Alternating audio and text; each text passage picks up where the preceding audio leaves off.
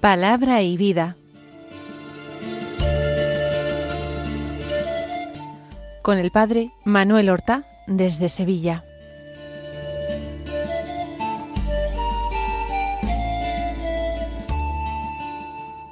En el nombre del Padre, y del Hijo, y del Espíritu Santo. Amén. Alabados sean Jesús y María. Muy buenos días, queridos amigos, oyentes de Radio María y seguidores del programa Palabra y Vida. Hoy es el sábado de la 13ª semana del tiempo ordinario. Este sábado es día 4 de julio. Por ser día 4 de julio es el primer sábado de mes y no olvidaremos la comunión reparadora de los 5 primeros sábados de mes, pedida por la Santísima Virgen María por medio de la hermana Lucía de Fátima. Unida esta comunión reparadora a 15 minutos de oración meditando sobre los misterios del Rosario. Pero también el 4 de julio nos trae la memoria de Santa Isabel de Portugal. Era hija del rey Pedro III de Aragón y nieta de Jaime I el Conquistador. Nació en el año 1271 en Zaragoza y recibió una educación cristiana muy intensa cuando era una niña. De hecho, se le había puesto el nombre de Isabel en honor de su tía abuela, que fue también santa. Su tía abuela fue Santa Isabel de Hungría, y de ella heredó su amor a los pobres. Con solo 12 años fue dada en matrimonio al rey de Portugal, el rey Denis I o Dionisio I. Tuvo mucho sufrimiento porque el rey era un buen gobernante que impulsó mucho la agricultura, pero tenía una vida moral escandalosa y desordenada, con muchos hijos fuera del matrimonio. Isabel tuvo que soportar muchas humillaciones, pero sin devolver nunca mal por mal, sino siempre bien por mal, respondiendo siempre con una caridad heroica y apoyándose en su intensa oración. Siendo reina se dedicó también a la caridad, fundando hospitales, ayudando y protegiendo a huérfanos, a peregrinos, a viudas, repartiendo muchísimas limosnas. Y también intervino para hacer la paz. Llegó incluso a colocarse en medio de 2 ejércitos que iban a entrar en combate, siendo esos 2 ejércitos el de su esposo y el de su propio hijo, que reinaría más adelante con el nombre de Alfonso IV de Portugal. Solo con su presencia, a veces con su palabra, ella imponía la paz. En el año 1325 quedó viuda y entonces renunció a los honores de la corte y ingresó en la orden franciscana seglar, terciaria franciscana, donde siguió desarrollando una actividad caritativa y pacificadora. Precisamente viajaba para poner paz entre su hijo, el rey Alfonso IV de Portugal, y su yerno, que era rey de Castilla, y en la ciudad de Coimbra murió. Tenía solamente 65 años, murió en el año 1336. Pues vamos a escuchar ahora la palabra de Dios que se proclama en la liturgia de la misa del día. Estamos leyendo el capítulo 9 del Evangelio según San Mateo, del cual tomamos los versículos 14 al 17 que dicen así: En aquel tiempo los discípulos de Juan se acercaron a Jesús, preguntándole: ¿por qué nosotros y los fariseos ayunamos a menudo y en cambio tus discípulos no ayunan? Jesús les dijo: ¿es que pueden guardar luto los amigos del esposo mientras el esposo está con ellos? Llegarán días en que les arrebatarán al esposo y entonces ayunarán. Nadie echa un remiendo de paño sin remojar a un manto pasado, porque la pieza tira del manto y deja un roto peor. Tampoco se echa vino nuevo en odres viejos, porque revientan los odres, se derrama el vino y los odres se estropean. El vino nuevo se echa en odres nuevos, y así las dos cosas se conservan. Pues comenzamos la meditación de este texto en diálogo con el Señor, a quien nos dirigimos invocándole por su nombre. Señor Jesús, nos acercamos hoy a ti en esta escena del Evangelio, en la que los discípulos de Juan Bautista se acercaron a ti para preguntarte por el ayuno. No vinieron con toda certeza, no vinieron con mala intención. Venían desde esta formación ascética, tan seria, tan austera, que les había inculcado tu primo Juan. Juan era un hombre de gran penitencia, que vivía en el desierto, alejado de cualquier comodidad, dirigiendo desde la cercanía del Jordán, desde orillas del Jordán, dirigiendo ese llamamiento a la conversión. Convertíos, porque está cerca el reino de los cielos. Aquellos discípulos que van a ti han visto a su maestro Juan vestido con piel de camello, alimentarse con langostas y miel silvestre, viviendo en la soledad y en el silencio, anunciando el juicio de Dios inminente y señalándote a ti como el Cordero de Dios que quitaría el pecado del mundo. Por eso, Señor, por eso se sorprenden cuando te ven a ti tan cercano, participando en la mesa, te ven a ti próximo a la vida ordinaria. No desdeñas, Señor, sentarte, incluso con publicanos y pecadores, gente impura según la ley. Y tus discípulos que te rodean no viven en esa penitencia, no viven en el luto, viven en una alegría, la alegría de convivir contigo, Señor, de tenerte como maestro. Señor Jesús, también nosotros necesitamos aprender que no siempre entendemos tu modo de actuar.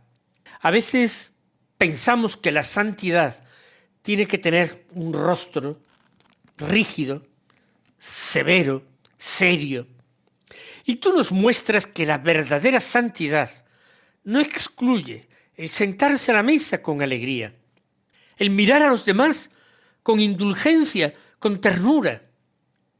La verdadera santidad no excluye celebrar la vida, acoger a los pecadores y de esta manera anunciar con la propia vida un nuevo tiempo de gracia, el tiempo, Señor, que tú inauguraste. Aquellos discípulos de Juan te preguntaron: ¿por qué nosotros y los fariseos ayunamos a menudo? En cambio, tus discípulos no ayunan. Desde luego, no es que tus discípulos ni tú no ayunarais. Los discípulos de Juan se están refiriendo a ayunos devocionales, aquellos que no estaban marcados por la ley, pero que la de gente devota practicaba. ¿Por qué, sin embargo, siendo tus discípulos y tú un maestro famoso, tú no practicas ayunos devocionales y tampoco lo enseñas así a tus discípulos? Esta pregunta, Señor, nos descubre una tentación muy honda que late en el corazón de las personas religiosas de todos los tiempos. ¿Y cuál es esa tentación? La tentación de compararse. Eso es lo que hacen ellos. Nosotros, los discípulos de los fariseos, también ayunamos, hacemos todos los ayunos, no solo obligatorios, sino devocionales. Somos muy penitentes, muy exigentes. En cambio, vemos que ni tú ni ellos, tus discípulos, ayunan. En definitiva, nosotros nos esforzamos, cumplimos y cumplimos más que suficientemente, y los tuyos no. Nosotros hacemos más que ellos. Ellos, tus discípulos, Señor, parece que hacen menos y por tanto merecerán menos. Esa es la tentación honda del corazón religioso. ¿Cuántas veces, Jesús, la vida espiritual, nuestra vida espiritual, queda contaminada por esa mirada comparativa, con esa mirada de reojo al prójimo, a ver cómo ellos lo hacen? Y a veces para complacernos diciendo que nosotros lo hacemos mejor, lo hacemos más. Señor, de ese deseo escondido de justificar nuestra propia conducta, no lo estamos haciendo tan mal, mirando la conducta ajena. Ellos lo hacen peor. Por tanto, yo me consuelo. Oh Señor, esa vida nuestra espiritual puede quedar contaminada por la tristeza. Sí, una tristeza secreta, una ira interior, no confesada, que nace cuando creemos que otros viven con más libertad, con más alegría, con menos carga que nosotros. ¿Y eso por qué? Eso no puede ser. Líbranos de la tentación de convertir la fidelidad, nuestra fidelidad, en un argumento contra los demás, que son menos fieles. Líbranos de la tentación de convertir la austeridad en dureza de corazón. Antes que juzgar a mis hermanos, de condenar a mis hermanos, estando dado que tu mandamiento es el del amor, no el de la penitencia. Preferiré comer y beber en banquetes antes que ayunar, si ayunar me lleva al juicio y a la condena de mi prójimo. Enséñanos, Señor, a ayunar porque nos es conveniente y necesario, pero sin despreciar al que come por el hecho de comer. Enséñanos a trabajar sin juzgar al que descansa o al que no trabaja por el hecho de que lo veamos sin trabajar. Enséñanos, Señor, a llorar nuestros pecados y los males de nuestro mundo, pero sin sospechar de quien ríe alegremente. Señor, enséñanos a vivir cada llamada tuya con humildad, sabiendo que lo decisivo no es compararnos con los demás, sino permanecer cerca de ti, compartir tu alegría y vivir tu mandamiento nuevo, que os améis unos a otros como yo os he amado. En esto radica, Señor, el ser discípulo tuyo. En esto consiste en ser tus discípulos, no en ayunar, ni en practicar otras penitencias, aunque sean bueno el practicarlas y las necesitamos. Señor, los discípulos de Juan y los fariseos ayunaban a menudo. En Israel el ayuno no era una práctica vacía, era el lenguaje del cuerpo ante Dios. Se ayunaba para expresar arrepentimiento, para reforzar la propia súplica. Se pedía con todo el cuerpo, se expresaba con todo el cuerpo la esperanza puesta en ti y solamente en ti, en nada material, ni siquiera en el alimento. Se ayunaba en el tiempo en que el pueblo reconocía sus pecados y buscaba tu misericordia cuando se humillaba delante de ti, Señor. El cuerpo entero trataba de decir, de expresar lo que el alma quería decir. Si queremos decir, tenemos, Señor, hambre de ti, tenemos hambre de tu perdón, no nos basta el pan ni el vino si tú no vienes a visitarnos. Pues se ayunaba. Señor, no permitas tampoco que despreciemos el ayuno ni la penitencia, ni nos minusvaloremos. Tú mismo, Jesús, ayunaste 40 días en el desierto y nos enseñaste a ayunar. Pero no permitas que reduzcamos la fe a comodidad ni la alegría cristiana en una blandura espiritual. Enséñanos, sin embargo, que el ayuno verdadero no es un método para sentirnos mejores, ni un precio a pagar para conseguir de ti lo que queremos, ni una apariencia para ser vistos y elogiados por los demás. Que nuestras renuncias nazcan siempre del amor y permanezcan ocultas a los hombres.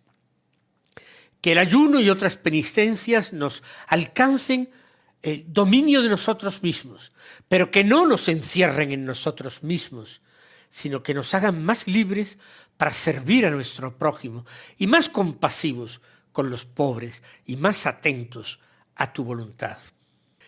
Tú respondiste aquel día, Señor, con una imagen luminosa. ¿Pueden guardar luto los amigos del esposo mientras el esposo está con ellos? Con esta sola frase, Señor, cambiaste el clima entero en que se desenvolvía la escena. Porque la pregunta hablaba de ayuno y tú respondes hablando de bodas y de fiesta de bodas. Ellos hablaban de privación y tú hablas de presencia. Ellos pensaban en una religión de espera, de austeridad, de penitencia, y tú revelas que ha llegado ya el esposo. Porque en la tradición de Israel Dios se había presentado muchas veces como el esposo de Israel, el esposo del pueblo, un esposo fiel ante una esposa Israel infiel, un esposo que busca a la esposa perdida, que la perdona, que la lleva al desierto, que le habla al corazón, que la vuelve a seducir. Y ahora tú, Señor, estás aplicando esta imagen a ti mismo. Tú eres el Dios de Israel, tú eres el esposo. Tú eres el Dios que viene a desposarse, no ya solo con Israel, sino con la humanidad. Tú eres la alegría de esa alianza nupcial de Israel y de la alianza nueva que se prometió a los profetas y que nosotros ahora disfrutamos. Haznos comprender, Señor, que el cristianismo no nace de una idea, de una norma, de un esfuerzo moral, de una ascesis, sino que nace de tu presencia viva en medio de nosotros. Estás entre nosotros y por eso la vida sabe a boda, aunque haya lágrimas. Tú estás con nosotros. Por eso la penitencia deja de ser una tristeza estéril, se convierte en camino hacia la alegría, hacia la plenitud, hacia la hartura, incluso hacia una comunión más profunda contigo. Y habla, Señor, de los amigos del novio o de los amigos del esposo. Es una hermosa expresión. Tus discípulos no son tus siervos, ni tampoco tus soldados, ni siquiera tus súbditos, aunque ellos deban obedecer y luchar y tenerte por su rey. Pero tú los llamas los amigos del esposo, los compañeros de la fiesta, los invitados a la alegría por su presencia. Porque las bodas judías no eran cosa que se celebraba muy poco tiempo. Era una fiesta que se prolongaba durante varios días, con músicas, banquetes, vino en abundancia, cantos, bailes, alegría. Aquellos amigos del esposo tenían una misión: acompañar al esposo, celebrar con él. Señor, nosotros somos tus amigos. La Iglesia no camina detrás de una idea, de una figura del pasado, sino que camina junto a un esposo, al encuentro de ese esposo que ha venido, que está, pero al mismo tiempo que volverá al final de los tiempos. Danos, Señor, alma, espíritu de amigos, no de siervos. Danos corazón de invitados, agradecidos, no de funcionarios de las cosas sagradas. Que celebremos cada día la Eucaristía como lo que es un verdadero banquete de bodas, las bodas del Cordero, del Mesías con su pueblo, que cada comunión sea para nosotros, Señor, un anticipo del cielo, y que cada perdón recibido sea una nueva alianza sellada por tu amor. Y añades, llegarán días en que les arrebatarán al esposo y entonces ayunarán. Sí, Señor, la alegría de tu presencia no elimina por completo la sombra, la larga sombra de la cruz. En medio de las fiestas, tú ya la anuncias. Y cuando hablas como esposo, dejas entrever que serás arrancado violentamente de los tuyos. Sí, Señor, por la pasión y la muerte. No dices simplemente que te irás, no, sino que te arrebatarán a los tuyos. En esa palabra, Señor, late toda tu pasión. Late la traición, el prendimiento, la noche en Getsemaní, la turba que viene a prenderte armada de palos y espadas, el juicio injusto, los testigos falsos, los soldados que te martirizan, que te humillan, que te escupen, que te coronan de espinas, que te flagelan bárbaramente, el juicio injusto, los clavos, la agonía en la cruz, el sepulcro. Llegará el día en que el esposo les sea arrebatado. Señor, ahora lo comprendemos bien. Entonces tus discípulos ayunarán. Entonces conocerán y gustarán el vacío de tu ausencia visible, sensible. Entonces aprenderán que el amor verdadero, cuando es eso verdadero, también sabe llorar. Que el amor duele, Señor, porque el amor no puede controlar siempre la presencia del amado. Señor, enséñanos el sentido cristiano del ayuno. No ayunamos como si tú no hubieras venido, como ayunaban los del Antiguo Testamento. Nosotros ayunamos porque esperamos verte un día plenamente. No ayunamos desde la desesperación, ayunamos desde el deseo y desde el amor. No ayunamos para negar la creación de los bienes que tú nos has dado, sino para decirte que ninguna criatura que exista nos basta si tú, Señor, no eres nuestro todo, nuestro tesoro. Porque Jesús, nosotros vivimos entre la presencia y la espera. Estás presente en tu palabra, en la Eucaristía, en los sacramentos, en la iglesia, en los pobres, en la oración. Y sin embargo, todavía estás ausente porque no te vemos cara a cara y porque seguimos esperándote. Mis queridos hermanos, el Señor os colme de sus bendiciones y hasta mañana si Dios quiere.